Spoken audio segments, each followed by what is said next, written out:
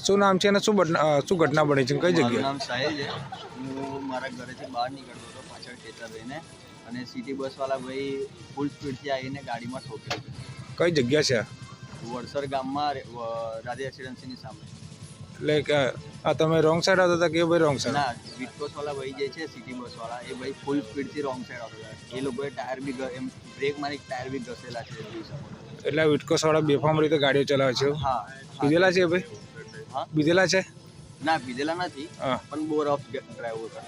Okay, આપની શું માંગ છે?